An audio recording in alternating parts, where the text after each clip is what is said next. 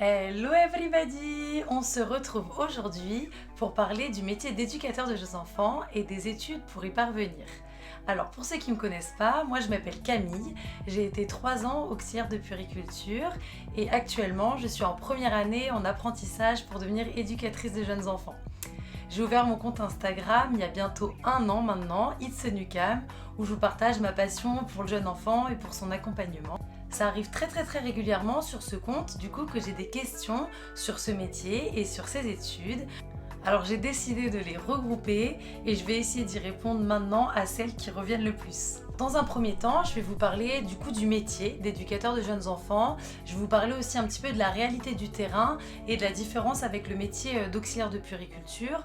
Alors il faut savoir que ce que je vais vous dire, c'est principalement basé sur mon expérience et mon expérience, elle est en crèche. Alors je vais vous parler de ce milieu-là principalement.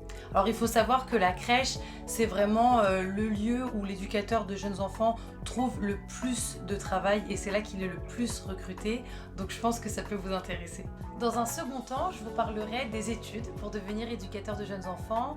Alors j'essaierai d'aborder les prérequis, le dossier Parcoursup, le concours, la formation en elle-même, les évolutions possibles, les débouchés, etc., etc. Alors je vous mettrai en description, la vidéo elle risque d'être un petit peu longue parce que j'ai plein de choses à vous dire et j'ai eu plein de questions.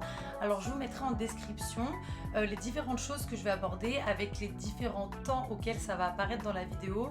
Comme ça vous pourrez directement cliquer sur le temps et aller directement vers l'information qui vous intéresse le plus. Allons-y, mais qu'est-ce qu'un éducateur de jeunes enfants? Alors je vais vous donner ma définition à moi. Pour moi, un éducateur de jeunes enfants, c'est une personne qui va tout mettre en place et qui va vérifier à ce que toutes les conditions soient réunies pour favoriser le développement du jeune enfant. Quand je dis jeune enfant, l'éducateur de jeunes enfants, il est principalement basé sur l'enfant de sa naissance à 7 ans, 6-7 ans à peu près. En plus de son développement, ça va être aussi de veiller à sa sécurité, qu'elle soit physique ou affective, mais aussi à veiller à son bien-être. Et pour ça, ça va passer par plein d'actions. Ça partira par exemple de l'aménagement de l'espace, de la proposition d'activités adaptées. Ça passera aussi par l'organisation d'une journée, aussi par le soutien et l'accompagnement des équipes, mais aussi par l'organisation et l'animation de réunions. L'éducateur de jeunes enfants, il est aussi très actif dans l'élaboration et le réajustement du projet social et pédagogique d'une crèche. L'éducateur va veiller à ce que ce projet justement, il soit compris déjà par l'équipe et qu'il soit en plus respecté et mis en place dans les différentes sections. Le mieux pour une EJE et son but ultime, c'est de réussir déjà à mettre en place un projet qui lui tient à cœur et qui lui corresponde à ses valeurs professionnelles et personnelles. Et qu'en plus de ça, toute l'équipe fédère à ce projet, adhère à ce projet, comprenne ce projet et le mette en place. Ça, c'est le top du top. Mais pour ça, il y a beaucoup de boulot. Il faut savoir que l'éducateur de jeunes enfants, il est multitâche. Il a vraiment beaucoup de fonctions. Ça va être lui qui va gérer, par exemple, le rangement des jeux et des réserves de jeux.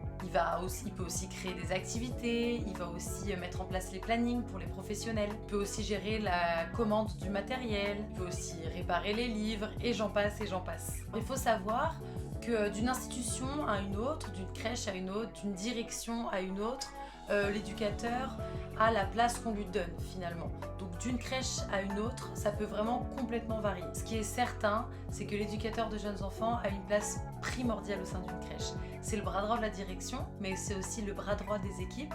Donc son positionnement, des fois, il est un petit peu délicat. Et en fait, ce qu'il faut réussir à faire, c'est acquérir la confiance de chacun pour pouvoir mettre en place les meilleures conditions de travail à tout le monde et les meilleures conditions de vie pour les enfants.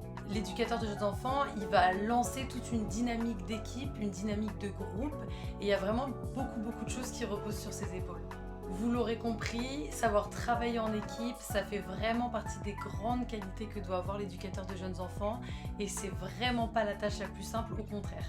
Par rapport à ce métier, on me demande régulièrement, mais du coup c'est quoi la réalité du terrain? Qu'est-ce qui se passe en vrai? Ce qui se passe en vrai, c'est que l'éducateur de jeunes enfants, il manque beaucoup de temps pour pouvoir faire leur travail correctement et pouvoir aller au bout de tous les projets qu'ils veulent mettre en place. Pourquoi? Pour moi, il y a deux raisons principales. La première, et celle qui revient dans beaucoup de crèches malheureusement, c'est qu'il y a un gros manque de personnel. On est souvent à flux tendu au niveau personnel. Et le truc, c'est que les éducateurs de jeunes enfants, en fait, ils sont comptés dans les effectifs. Et puisqu'ils sont comptés dans les effectifs, quand il manque une auxiliaire de puériculture, donc c'est une professionnelle pour 8 enfants qui marchent et une professionnelle pour 5 enfants qui ne marchent pas. Quand il manque une auxiliaire de puériculture, c'est l'éducateur de jeunes enfants qui va venir remplacer cette auxiliaire de puériculture et donc travailler en tant qu'auxiliaire de puériculture. Bien sûr, toujours avec ses yeux et ses connaissances et sa casquette d'éducateur de jeunes enfants, mais malgré tout, il devra remplacer l'auxiliaire de puériculture absente et donc il ne pourra pas avancer sur ses projets comme il le souhaite. Deuxième raison pour moi qui vient jouer dans ce manque de temps, c'est que de plus en plus, l'éducateur de jeunes enfants va être amené à seconder la direction, à aider la direction et à être de plus en plus dans l'administratif. Et malheureusement, plus on est dans l'administratif et moins on peut mettre de choses en place pour les enfants directement. Voilà pour moi la réalité du terrain. Après, on peut réussir à faire de super belles choses en tant qu'éducateur de jeunes enfants. C'est juste que ça demande beaucoup d'énergie pour pouvoir s'accorder le plus de temps possible, pour pouvoir avancer sur les projets, pour pouvoir accompagner les équipes, pour pouvoir adapter au mieux l'environnement et ce qu'on propose aux enfants. Mais c'est faisable, mais c'est très souvent difficile. Ensuite, une question qui revient assez régulièrement, c'est quelle est la différence entre le métier d'auxiliaire de puériculture, justement, et celui d'éducateur de jeunes enfants. Alors la différence est très grande. Sur le terrain, des fois on ne la remarque pas, comme je vous ai dit avant, par manque d'effectifs. Mais malgré tout, vraiment, quand je vous dis que l'éducatrice de jeunes enfants garde sa casquette d'éducatrice de jeunes enfants, c'est parce qu'il y a réellement une différence entre une auxiliaire de puériculture et une éducatrice de jeunes enfants. Alors j'ai relevé 3 différences principales. La première, déjà, c'est les études. On devient auxiliaire de puériculture après 1 an de formation. Alors cette formation, elle va être beaucoup centrée sur la santé de l'enfant, donc comment fonctionne son corps, son développement, etc. Et aussi sur tous ses besoins fondamentaux et comment l'accompagner. Mais du coup, ça va être de façon assez générale parce qu'il faut réussir à aborder ce sujet qui est très vaste, inclure tous les stages en 1 an, ça fait très peu de temps. Alors que les études d'éducateurs de jeunes enfants se passent sur 3 ans, donc il y a vraiment plus de temps pour rentrer plus précisément dans chaque sujet et un peu plus dans les détails. Je vais vous détailler un petit peu plus les études d'éducateurs de jeunes enfants un petit peu plus tard dans la vidéo. Deuxième grosse différence entre le rôle d'auxiliaire de puériculture et celui d'éducateur de jeunes enfants, l'auxiliaire de puériculture, elle va être souvent, bien sûr, là je fais des généralités, mais d'une crèche à l'autre ça peut être différent, mais la plupart du temps, l'auxiliaire de puériculture, elle est affectée à une section où elle va rester toute l'année et dans laquelle elle va rester tout au long de sa journée. C'est-à-dire que l'auxiliaire de puériculture, elle va travailler avec les enfants dans la section vraiment toute la journée. De l'accueil du matin, en passant par l'échange, en passant par les siestes, par les repas, par la proposition d'activités et par l'accueil du soir. Alors que l'éducatrice de jeunes enfants, elle va vraiment avoir une vision beaucoup plus globale des enfants et de la crèche. Déjà, elle n'est pas affectée dans une seule section dans laquelle elle travaille toute la journée. Elle va avoir un œil global sur toutes les sections et tous les enfants de la crèche. Et son rôle premier, ça va pas être de faire les soins quotidiens de l'enfant, mais ça va vraiment être d'avoir un regard beaucoup plus global sur l'enfant et son développement pour pouvoir après, ensuite, avec les équipes, les accompagner et trouver des solutions pour l'accompagner l'enfant et les enfants au plus près de leurs besoins. Et tout ça va pouvoir se faire grâce justement aux connaissances qu'a l'éducatrice et aussi grâce à ses observations. On en arrive pour moi à la 3e grosse différence, ça va être le fait que l'auxiliaire de puériculture, elle est beaucoup dans l'action. C'est-à-dire que souvent, je vous ai dit, on est à flux tendu, donc il y a beaucoup d'enfants pour pas beaucoup de professionnels. Donc elles sont dans l'échange, les siestes, les repas, tout doit s'enchaîner assez vite, il y a un timing, la journée passe très vite et les choses s'enchaînent sans jamais pouvoir vraiment se poser. La différence du coup avec l'éducatrice de jeunes enfants, quand elle a le temps et dans mon monde de bisounours où tout se passe bien et qu'il n'y a pas de problème de personnel, l'éducatrice de jeunes enfants va pouvoir se poser, faire des observations, écouter, échanger changer et du coup elle va avoir un regard, donc je vous ai dit, vraiment plus global et elle va essayer en tout cas de prendre ce temps que l'auxiliaire de toute façon n'a pas le temps de faire. Voilà pour moi les principales différences entre ces deux métiers, mais il faut savoir que l'auxiliaire de puériculture et l'éducatrice de jeunes enfants sont complémentaires mais complètement. Les observations de l'auxiliaire de puériculture qui est justement constamment avec les enfants est très intéressante d'avoir et d'écouter, et les observations justement de l'éducatrice de jeunes enfants qui a un œil extérieur et global est très intéressant aussi, et les deux ensemble ça se complète, et c'est là que c'est intéressant de faire un vrai travail d'équipe en partageant ses observations et en essayant de trouver les meilleures solutions ensemble. Alors je connais bien le métier d'auxiliaire de puériculture parce que je l'ai été pendant 3 ans et j'ai adoré ces 3 ans. C'est un métier qui me colle à la peau. J'ai vraiment aimé exercer ce métier, les voir évoluer, les accompagner quotidiennement, les connaître si bien, ces enfants. C'est un rôle d'ailleurs qui me manque vraiment souvent. Mais pourquoi j'ai voulu reprendre mes études pour devenir éducatrice de jeunes enfants si je l'aime tant ? En fait, durant ces 3 ans, ma vision du jeune enfant, elle a totalement évolué, et mon accompagnement que je lui proposais à l'enfant et aussi à sa famille, lui aussi, il a totalement évolué. Si je me voyais faire certaines choses que je faisais à l'époque, aujourd'hui, je dirais Camille, viens t'asseoir, on va discuter, j'ai plein de trucs à t'apprendre, tu verras, c'est passionnant, mais ce que tu fais, c'est la catastrophe. Donc vraiment, ça a vraiment beaucoup évolué, et le truc, c'est que j'ai pas envie de m'arrêter là, j'ai envie d'en savoir plus. J'ai vraiment envie d'en savoir plus, d'en connaître plus sur le jeune enfant, et pour moi, celle qui connaît vraiment bien le jeune enfant, c'est l'éducatrice de jeunes enfants, et j'avais envie d'avoir les connaissances de l'éducatrice de jeunes enfants. Avoir toutes ces connaissances, ça va me permettre de comprendre encore mieux, mais aussi d'avoir encore plus d'appui pour pouvoir partager mes idées, mes convictions et pour pouvoir les transmettre. Alors justement, les études pour devenir éducateur de jeunes enfants, on y arrive. Déjà, comment y accéder ? Alors tout se passe par Parcoursup directement, il me semble, mais je suis vraiment pas sûre, que vous pouvez aussi directement appeler les écoles et faire une inscription en passant pas forcément par Parcoursup, mais ça je suis vraiment pas sûre, donc le mieux c'est que vous les appeliez. Alors quel diplôme il faut avoir pour y accéder ? Vous pouvez y accéder avec un bac général ou un bac ST2S ou équivalent, donc je pense un bac technologique. Sinon, vous pouvez aussi y accéder si vous n'avez pas le bac, si vous avez un CAP AEPE, accompagnement éducatif petite enfance, c'est l'ancien CAP petite enfance, ou alors avec un diplôme d'auxiliaire de puériculture plus 3 ans d'expérience. J'ai eu plusieurs questions concernant la réorientation, le fait qu'on ne vienne pas de ce métier et qu'on veuille se réorienter vers le métier d'éducateur de jeunes enfants. Est-ce que ça pose problème ? Est-ce que c'est facile ? Alors je pense personnellement, je vais répondre très personnellement, je pense que vraiment ça pose 0 problème. Le tout c'est de pouvoir y accéder, donc d'avoir les prérequis que je viens de vous citer juste avant. Pour se réorienter vers ce métier, il faut être réellement motivé et il faut savoir où est-ce que vous mettez les pieds. Mais après, pour moi, ça pose vraiment 0 problème que vous veniez pas de ce milieu. C'est même ultra positif parce que du coup, vous apportez un œil nouveau, un œil totalement différent. Et pour les futurs camarades de classe que vous allez avoir, ça peut être super intéressant, mais aussi pour vos futurs collègues. Enfin, je trouve ça ultra enrichissant, donc je vois vraiment pas le mal. Allez-y, si vous êtes motivé, foncez. Ensuite, pour vous parler de la formation en elle-même, on peut la reprendre de 2 manières différentes, soit en initiale, soit en apprentissage. Alors en initiale, vous passez toujours par Parcoursup, il n'y a pas de limite d'âge.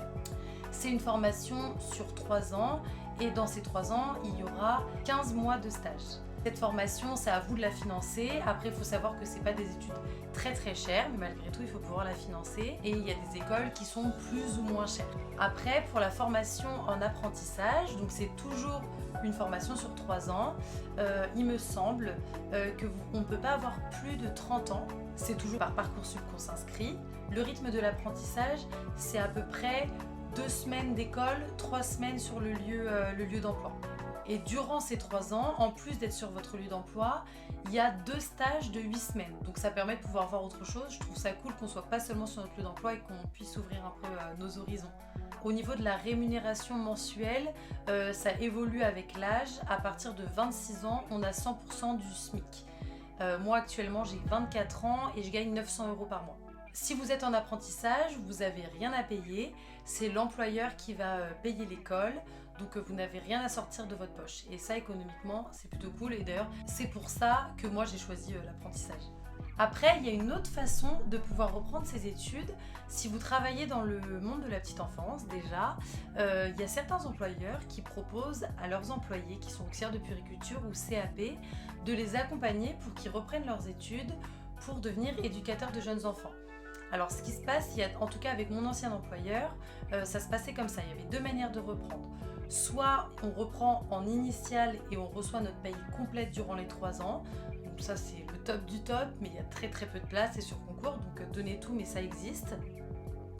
Ou alors on peut reprendre en maintien dans l'emploi, donc c'est-à-dire que c'est comme un petit peu de l'apprentissage, c'est pareil, le rythme c'est 2 semaines de cours, 3 semaines sur le lieu d'emploi, mais sauf que vous continuez à travailler en tant qu'auxiliaire de puériculture. Mais pareil, vous recevez votre paye complètement. Pour ces deux façons-là, maintien dans l'emploi et en initial avec l'employeur, vous devez après des années à votre employeur. Mon ancien employeur c'était 5 ans. On me demande souvent quoi choisir entre l'initial et l'apprentissage. Si j'avais eu le choix, là j'ai pas eu le choix parce que financièrement c'était mieux pour moi, j'ai travaillé pendant 3 ans donc je me voyais pas repartir avec 0 salaire, donc j'ai choisi l'apprentissage pour avoir une paye pour pouvoir continuer de vivre, quoi qu'avec ce Covid on sait pas trop. Bref, si j'avais pu choisir, j'aurais choisi la formation initiale. Pourquoi j'aurais choisi la formation initiale ? Parce que le fait qu'il y ait plein de stages différents, ça permet de voir beaucoup plus de choses que quand on est en apprentissage et principalement dans la même structure. De plus, le positionnement de l'apprenti par rapport à l'équipe, je le trouve sincèrement difficile. C'est pas celui que je préfère en tout cas, ça se fait, hein, ça se passe. Mais je préfère le statut de stagiaire. C'est plus concret pour moi que le statut d'apprenti. Parce qu'en tant qu'apprenti, du coup, on se sent vraiment intégré à l'équipe et on se sent de pouvoir donner son avis, mettre des choses en place, etc. Alors que finalement, on n'est qu'apprenti et on ne peut pas forcément le faire. Donc à choisir, moi j'aurais choisi la formation initiale. Mais ça se passe très bien aussi en apprentissage et pour ceux qui n'ont pas les moyens de refaire en initial comme moi, c'est vraiment une super opportunité de pouvoir le reprendre en apprentissage. Alors maintenant, je vais aborder le sujet Parcoursup et vous raconter mon expérience, comment ça s'est passé pour moi sur Parcoursup. Alors déjà, première chose, je devais faire un dossier. Dans ce dossier, il y avait mon relevé de notes de mon bac que j'avais passé il y a quelques années, je me suis dit j'espère qu'ils ne vont pas regarder. Et il y avait aussi un endroit où je pouvais retracer mon parcours. Justement, dans cette partie-là du dossier, il n'y avait pas de limite de caractère. Du coup, en fait, j'ai tout donné sur cette partie-là. J'ai pu retracer chronologiquement mon parcours jusqu'à mon inscription en école pour devenir éducateur de jeunes enfants. Personnellement, j'ai adoré cette partie-là parce que j'ai vraiment pu aller dans le détail de mon parcours et le pourquoi du comment. Et je me suis dit, vu qu'il n'y a pas de limite de caractère, c'est le moment de leur expliquer vraiment le pourquoi du comment je suis là. Ensuite arrive le moment où il faut postuler dans les écoles. Alors moi, premièrement, je suis partie sur le fait de vouloir postuler dans le plus d'écoles possibles dans la région où je suis, donc en région parisienne, pour avoir le plus de chances d'être prise. Et en fait, au fur et à mesure du coup que j'écrivais mes lettres de motivation pour chaque école, pour les adapter à chaque école, je me renseignais sur les écoles, j'ai fait les portes ouvertes, etc. Et en fait, il s'avère que je voulais vraiment une école en particulier qui me tenait à cœur et je me disais, si j'ai pas cette école, de toute manière, je serais déçue. Donc au final, j'ai choisi de postuler dans une seule école. C'est un risque à prendre, à vous de voir comment gérer le truc. Pour chaque école, il faut savoir qu'on peut postuler soit en initiale, soit en alternance. À l'époque, je m'étais beaucoup renseignée et on m'avait vraiment conseillé de postuler et en initiale et en apprentissage pour chaque école. Parce qu'en fait, si on est accepté en apprentissage et qu'on n'a pas postulé en initiale, mais qu'on ne trouve pas d'employeur, on ne peut pas reprendre nos études. Et du coup, la personne m'avait expliqué que c'est quand même une sécurité. C'est-à-dire que si je ne trouve pas d'employeur en apprentissage, j'aurai quand même cette place en initiale et ça me permettra de pouvoir commencer mes études, le temps de trouver un employeur. Voilà, c'était vraiment une protection et si je ne trouve pas d'employeur, pouvoir continuer en initiale. Donc après, tout dépend de vos possibilités de rester en initiale ou pas, ou si vraiment il vous faut de l'apprentissage. Au niveau des dossiers, pour chaque école, il fallait donner un CV. Je ne vais pas pouvoir vous donner de conseils comment faire un CV, c'est pas le but de la vidéo, mais allez voir sur internet, renseignez-vous vraiment comment faire un bon CV, il y a plein de super conseils. Et sinon, petit tips, moi j'utilise Canva pour faire mon CV.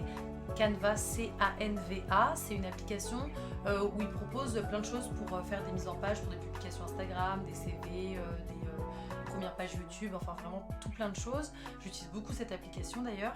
Et justement, j'ai fait mon CV dessus et il y a plein de modèles super sympas.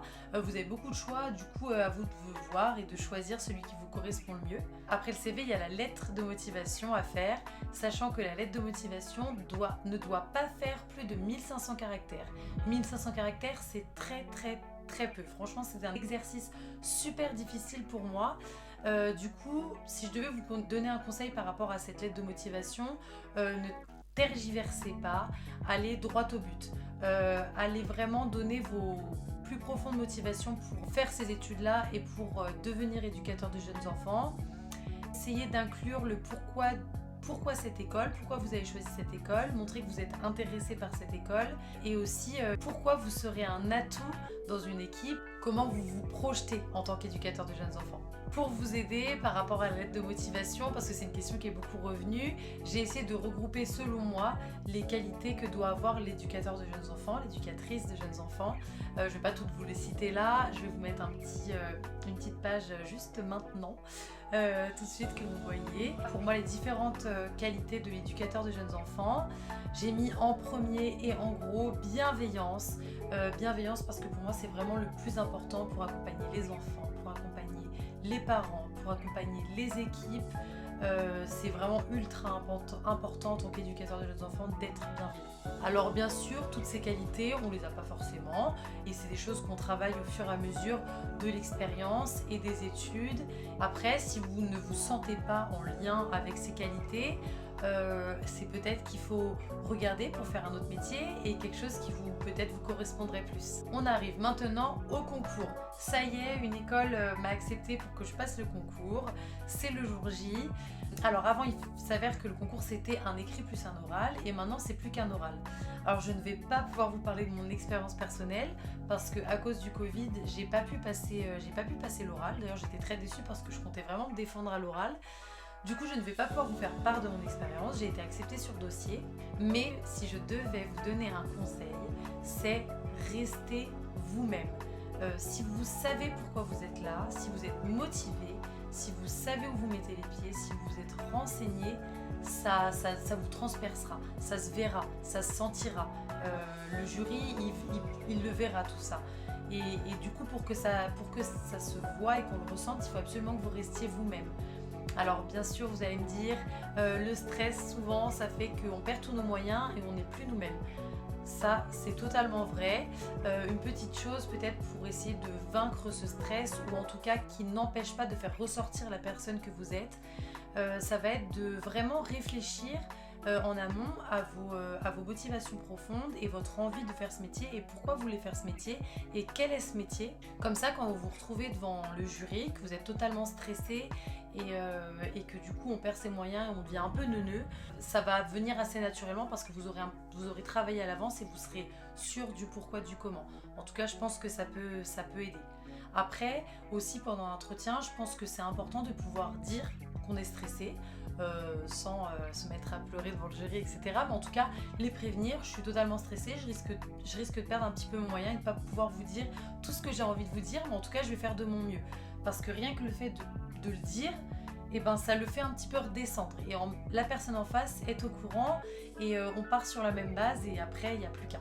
Une fois le concours passé, ça y est, j'ai été acceptée en école de JE, d'éducateur de jeunes enfants. Trop contente.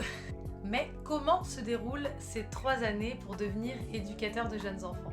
Déjà, comme je viens de vous dire, ça se déroule sur 3 ans et à la fin de ces 3 ans, on obtient un diplôme d'état d'éducateur de jeunes enfants qui vaut un grade licence. C'est un diplôme qui va se diviser en 4 domaines de formation différents. Le premier domaine de formation, c'est accueil et accompagnement du jeune enfant et de sa famille. Dedans, il va y avoir comme matière de la psychologie, de l'anthropologie, de la sociologie, du droit, de l'histoire de l'éducation. Ensuite, il y a le domaine de formation 2, action éducative en direction du jeune enfant. Alors dans ce domaine de formation, vous allez avoir un petit peu plus ce qui est pédagogie pratique. Donc qu'est-ce qu'on met en place de façon pratico-pratique, qu'est-ce qu'on fait, donc l'observation, le jeu, le soin, etc., etc. Et aussi, il va y avoir tout ce qui est santé de l'enfant. Grossesse, maladie infantile, etc. Ensuite, il y a le domaine de formation 3 qui se nomme communication professionnelle et travail en équipe. Alors pour moi, c'est vraiment la partie la plus difficile du métier d'éducateur de jeunes enfants.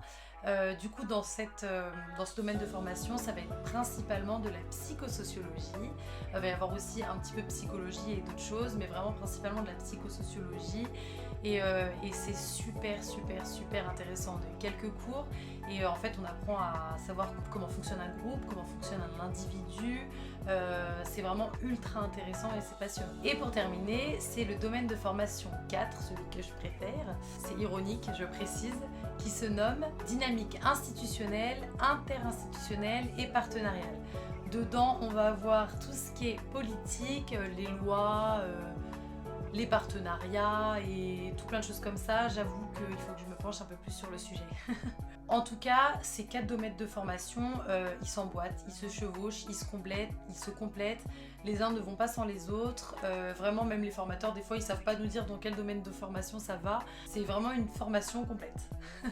Je tenais à préciser aussi du coup que le domaine de formation 1 et 2, ils sont spécifiques aux études d'éducateurs de jeunes enfants, mais le domaine de formation, je vais l'appeler DF, ça sera plus rapide, mais le DF 3 et 4 sont 2 DF communs aux études d'éducateurs spécialisés et d'assistants de services social. Si vous voulez reprendre vos études pour devenir soit éducateur spécialisé, soit assistant de service social, vous pouvez passer ce diplôme sans avoir à repasser le domaine de formation 3 et 4, mais seulement le 1 et 2 qui seront spécifiques justement du coup à ces études-là.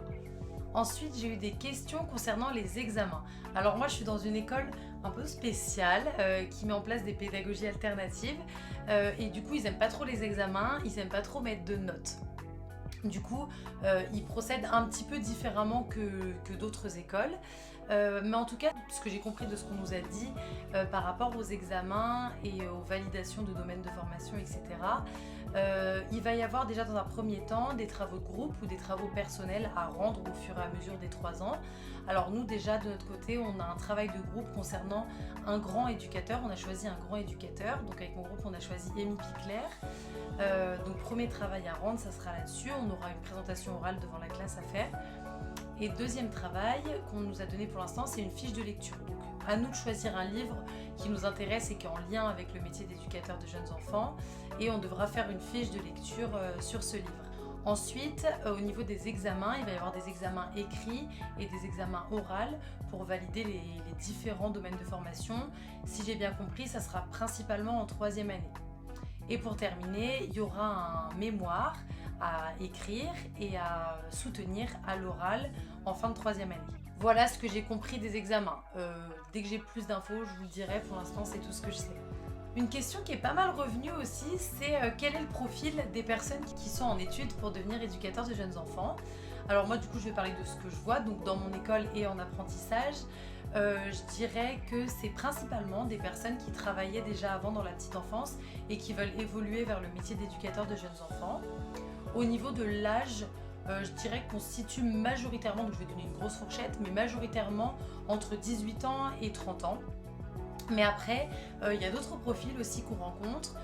Par exemple, il y en a qui viennent pas du tout du milieu de la petite enfance, il y en a qui viennent du milieu de la vente, il y en a même qui viennent du milieu de la mode.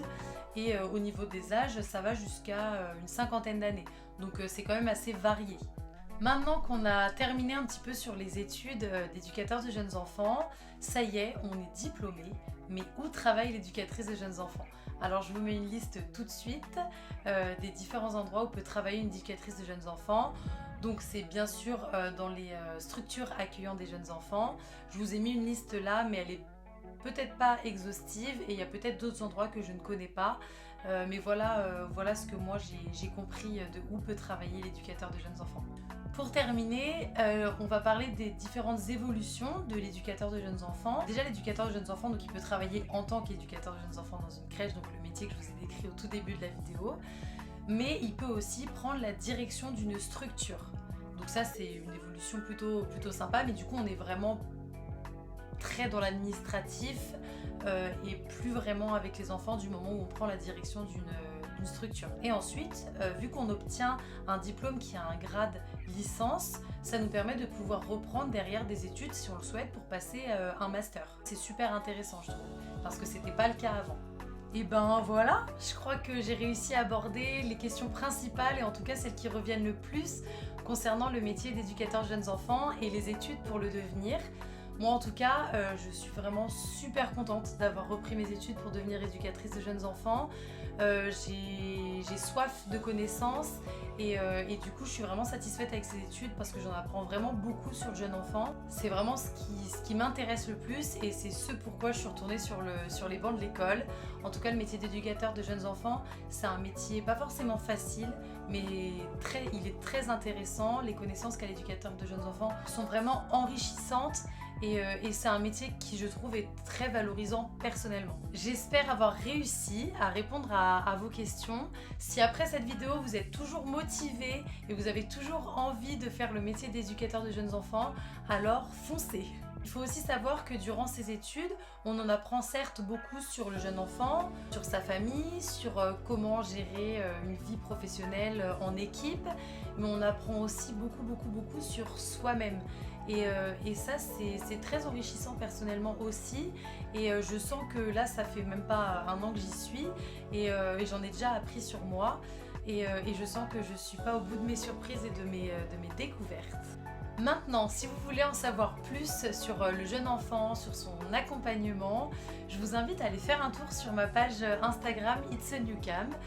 Dessus, je partage des articles concernant la petite enfance. Je partage aussi des vidéos en format court, donc en format TikTok. Je les partage aussi sur TikTok au nom It's a New Cam aussi. J'aime pouvoir vous partager ma passion sous ce format-là. Donc retrouvez-moi par là-bas. J'y partage aussi ma vie quotidienne, mes petits plaisirs, mes petits bonheurs du quotidien. Sourire et bonne humeur sont au rendez-vous, alors je vous y attends là-bas pour pouvoir échanger tous ensemble. En tout cas, je vous remercie d'avoir visionné cette vidéo et je vous dis à très vite. Ciao!